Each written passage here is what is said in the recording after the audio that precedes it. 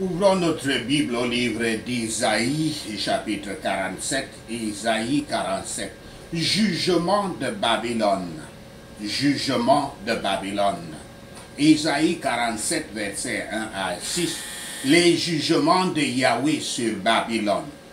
Yahweh dépeint la nation de Babylone comme une jeune fille vierge assise dans la poussière, ayant perdu non seulement son trône, mais aussi tout ce qui l'avait rendue attrayante.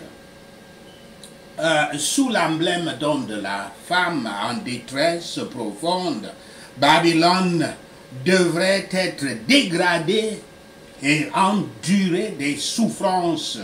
Et Babylone est présentée assis sur le sol, broyant à la pierre à écraser, qui est le service le plus bas et le plus laborieux. Forcée de travailler donc et d'errer, elle sera soumise à la nudité et à la honte. Assise donc dans l'obscurité et le silence, Babylone aura le temps de comprendre comment elle en est arrivée à un tel état. Yahweh clarifie ce point. Il permit à son peuple d'être maîtrisé, gouverné, dominé par Babylone.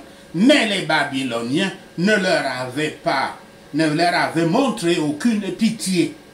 Comparez ici le règne humain au règne divin sur la base de la miséricorde. Bientôt, Babylone sera à l'autre bout de l'échelle du pouvoir et cherchera la miséricorde des pouvoirs plus puissants. Yahweh était juste dans sa vengeance et personne ne devrait s'interposer.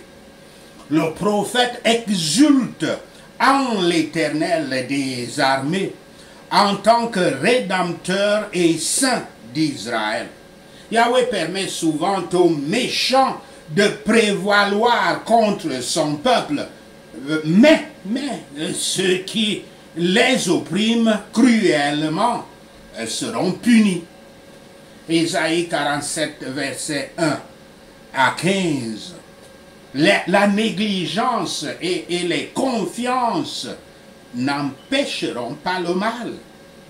Versets 8 à 10.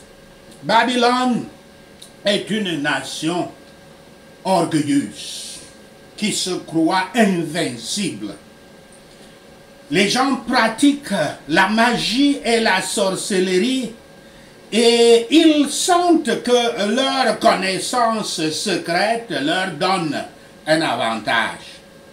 Ils sont méchants de cœur, même s'ils pensent que personne n'est au courant de leurs mauvaises actions. Versets 11 à 13. Le prophète Isaïe fournit quelques détails concernant la transition entre la domination babylonienne et la conquête de Babylone par Cyrus de Perse. L'événement est noté dans Daniel 5 avec un peu plus de détails sur la fête du leader babylonien Belchazzar, avec une écriture qui sort sur le mur une nuit et ensuite dans son remplacement, le remplacement de Belchazzar par Darius le Mède le lendemain.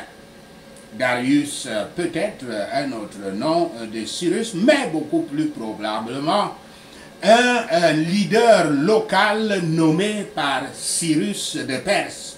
Cyrus était un Perse, Darius un Mède. Gardons-nous d'agir et de parler comme Babylone. Gardons-nous d'agir et de parler comme Babylone. De faire confiance à la tyrannie, au satanisme et à l'oppression.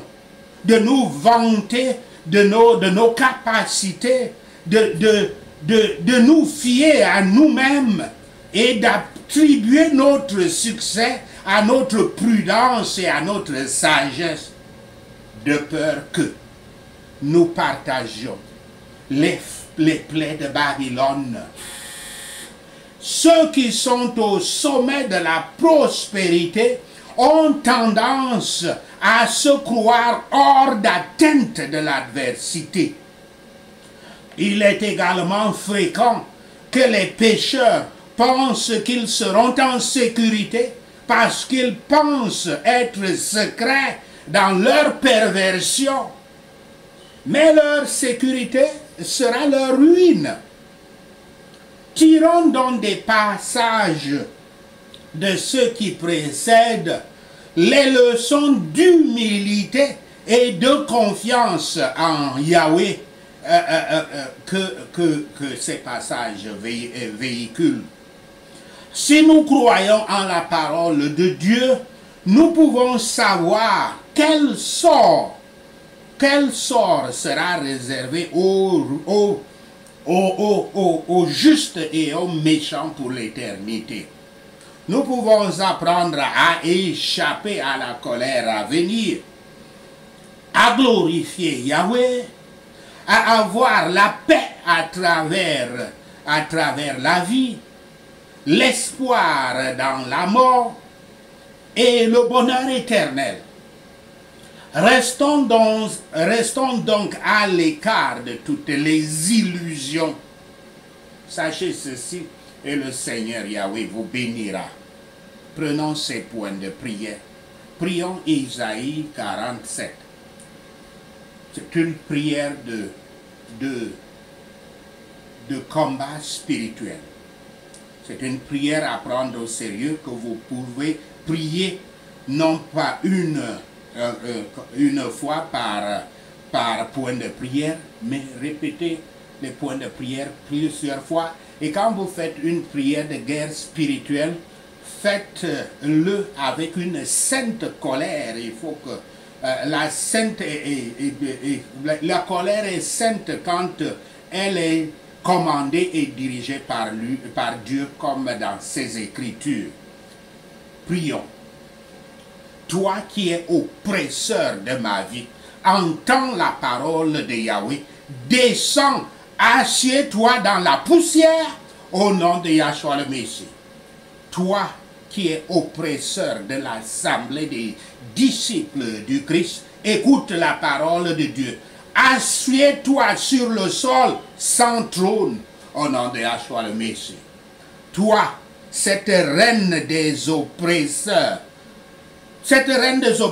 tu ne seras plus appelée tendre et délicate au nom de Yahshua le Messie. Toi, mon persécuteur, entends la parole de Yahweh. Prends des pierres à écraser et mets de la farine. Enlève ton voile au nom de Yahshua le Messie. Toi, ce pouvoir m'opprimant, ta nudité est exposée et ta honte est découverte au nom de Yahshua le Messie. Yahweh Shaphat, notre juge, venge-toi, n'épargne personne dans le camp de mes oppresseurs au nom de Yahshua le Messie. Toi, cette reine de mes ennemis, entends l'ordre de Yahweh. Assieds-toi en silence, va dans les ténèbres au nom de Yahshua le Messie.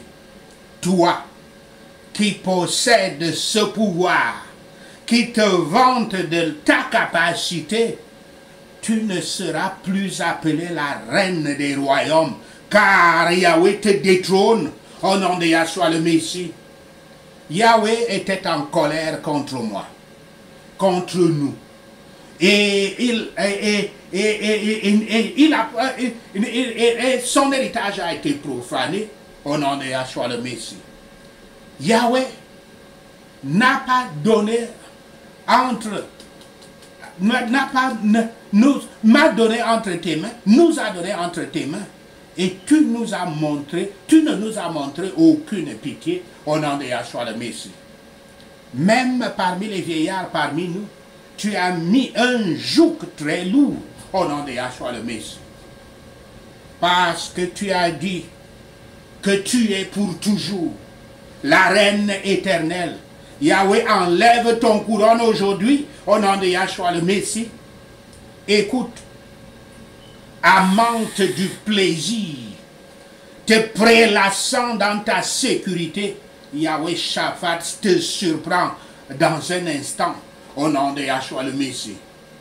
Toi, ce pouvoir oppresseur qui te disait je suis et il n'y a personne en dehors de moi, Yahweh t'atteint en un seul jour au nom de Yahshua le Messie. Malgré tes nombreuses sorcelleries, la puissante main de Yahweh vient sur toi en pleine mesure au nom de Yahshua le Messie. À cause de tous tes sorts puissants, à cause de tous tes sorts puissants, prononcés contre moi, prononcés contre nous, prononcés contre ma famille, prononcés contre notre église, Yahweh apporte le désastre contre toi au nom de Yahshua le Messie.